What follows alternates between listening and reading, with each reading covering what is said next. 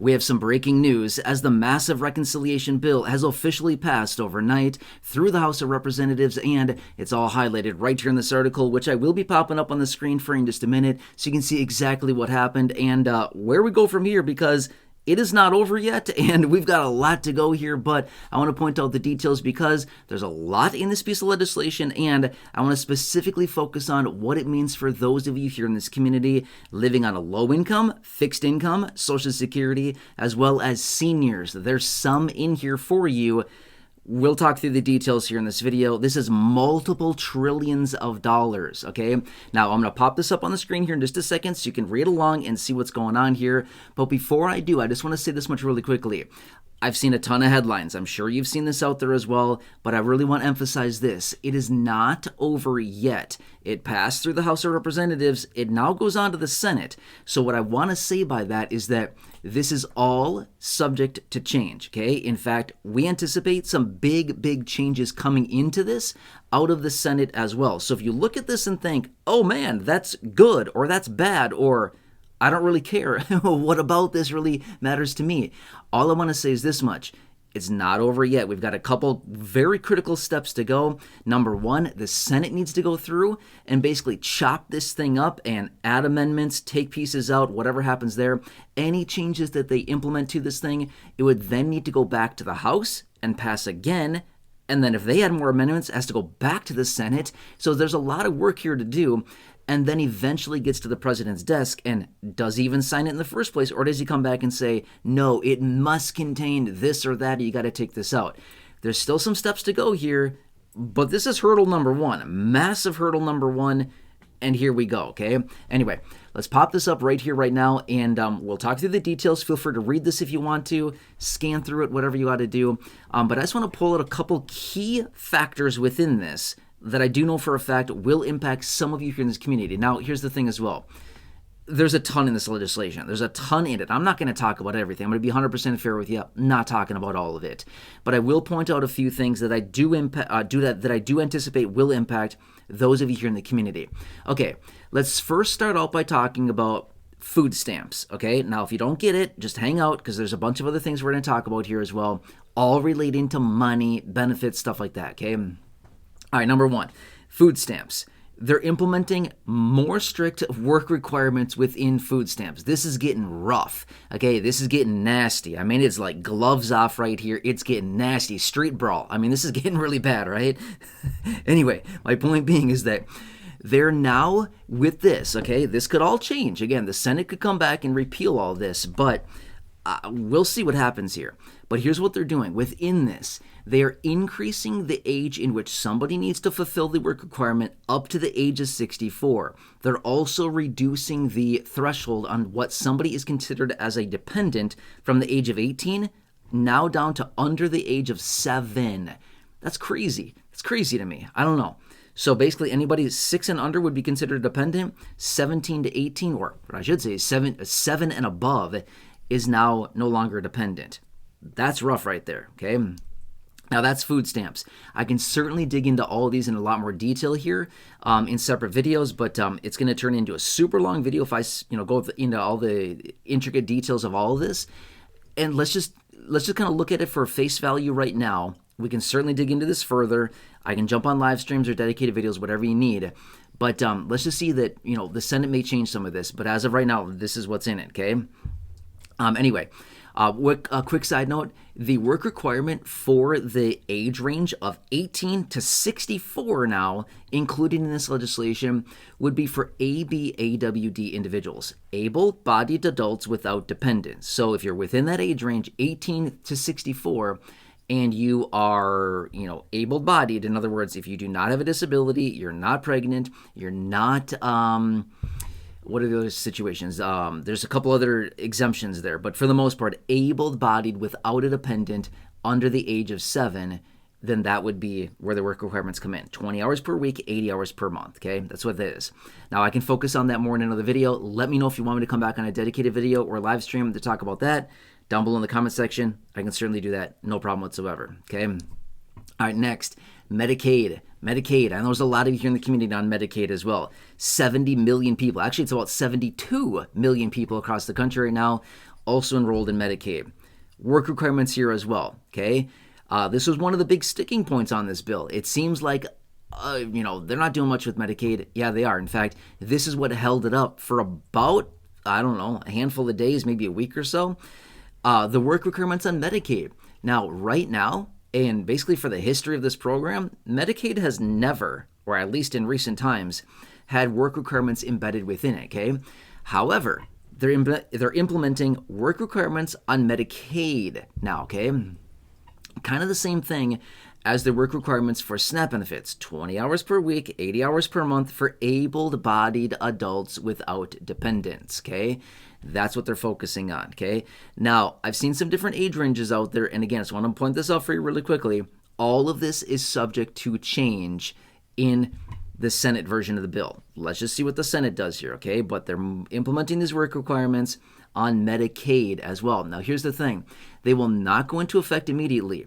They would go into effect at the end of next year, 2026, okay? So originally, they were going to have them go into effect in 2028 or 2029, and lawmakers said, no, absolutely not. We're not going to wait another 4 years to get these work requirements implemented in. We want them to come in sooner. We want these people working sooner. Real stuff, okay? Anyway, the end of next year, 2026, is when they would be implemented.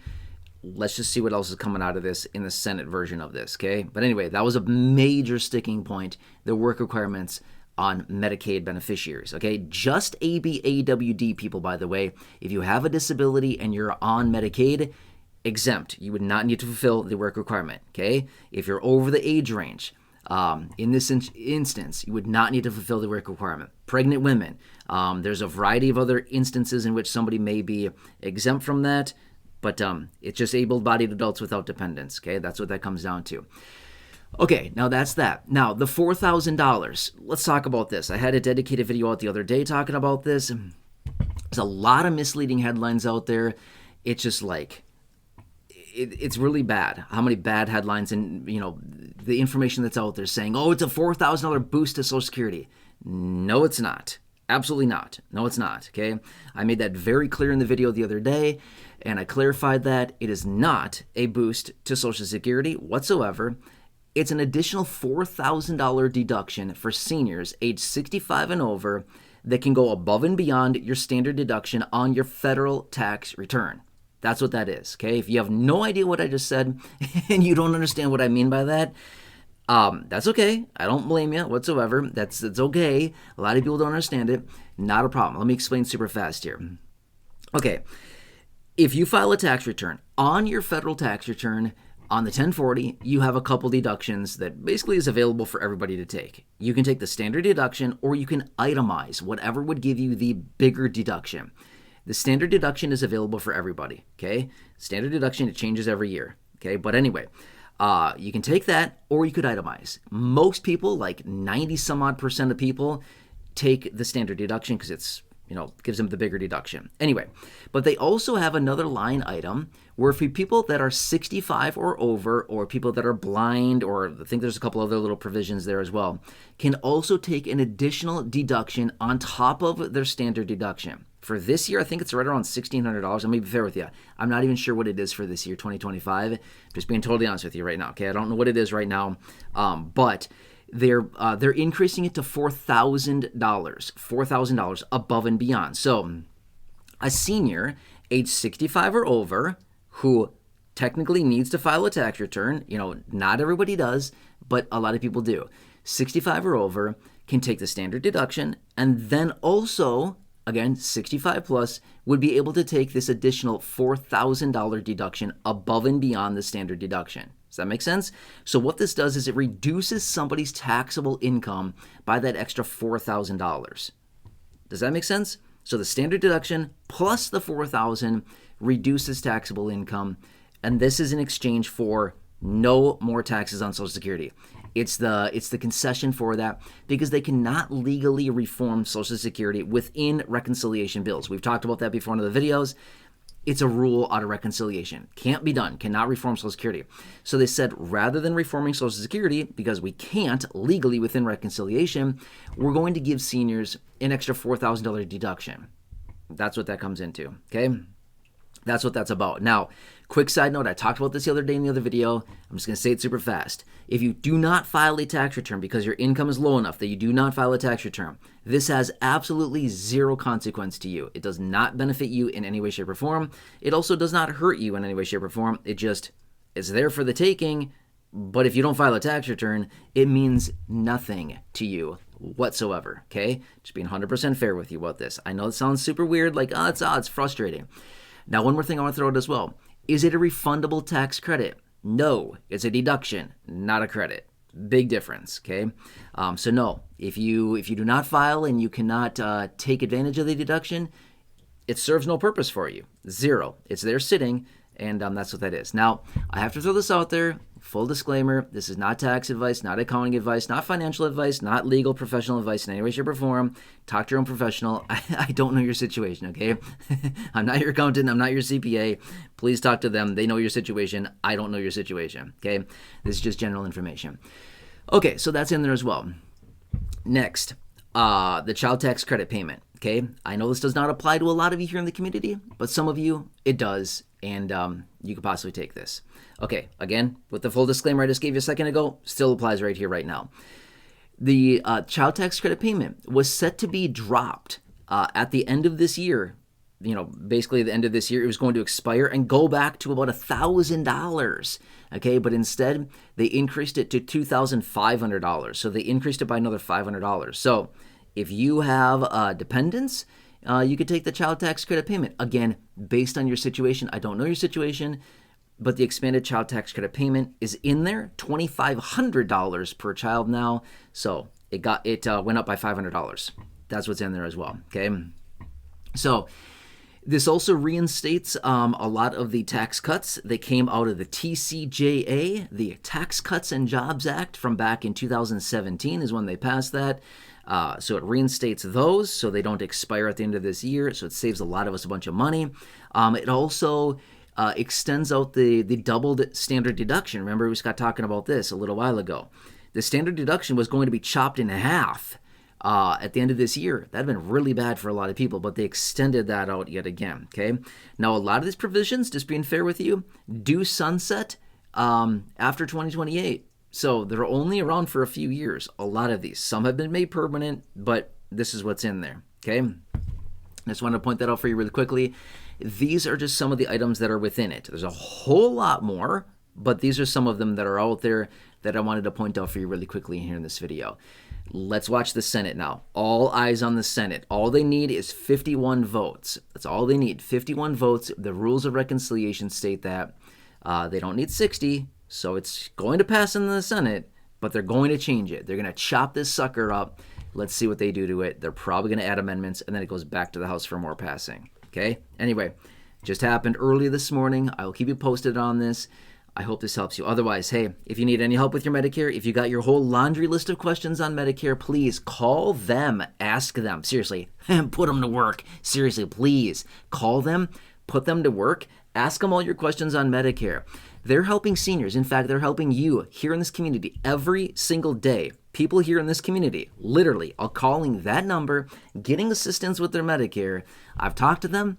I've seen the numbers. It's absolutely incredible. Thousands and thousands and thousands of you here in this community have called them, received amazing assistance on your Medicare, saving money, getting better coverages, getting better plans, getting your questions answered. It's absolutely incredible. Please utilize that service. By the way, it's free to you, 100% free to you to utilize that, to call them, ask them about your Medicare, and they will shop the 20,000 plans across the country to find you the best plan at the best price with the best coverages and the best fit for you and your personal needs. We all need something very different, and they're finding you your best options. Now, when you call them as well, they're going to find you the best plan so that you can see the doctors and the providers you want to see, the networks you want to be within, the offices or the clinics that you want to visit, and the prescription needs if you have any at all. Here's the thing. Have you ever gone to a doctor or a specialist? I'm going to say this much. I have. Not a fun deal. You go there, you think you're covered by your plan, and then you get a huge medical bill afterward because it's a specialist out of network. Have you ever been there? I have, right? Years ago, I went to a retina specialist. Many of you know I'm blind. I have retinitis pigmentosa. My retinas are like depleting. They're like disappearing in my eyes. It's a really bad deal. But anyway, I went to a retina specialist, thought I was covered, got a huge medical bill afterward. Not a fun bill, I can tell you that much, okay? Not a fun deal to have somebody there shining bright lights in my eyes and then get a huge bill afterward because I thought I was covered. No. Anyway, point being is that that's the power of having the right plan rather than just some rinky-dink plan. Get the right plan. Let them find it for you. Seriously, they're helping tons of you here out in the community. Give them a call like the other thousands of people here in this community and let me know down below in the comment section after you talk to them and how it goes. It's an amazing team. Super helpful, super professional, super knowledgeable, and I think you'll be happy. Anyway, otherwise, who do you know? I know you know a few people. Just think of a few people: friends, family members, neighbors, acquaintances, siblings, coworkers, parents, neighbors down the street, neighbors down the hall, the lady that walks the dog by 17 times, each day. Give it to her as well. the garbage man, the mail person, the recycling guy, the cashier at the local grocery store or pharmacy.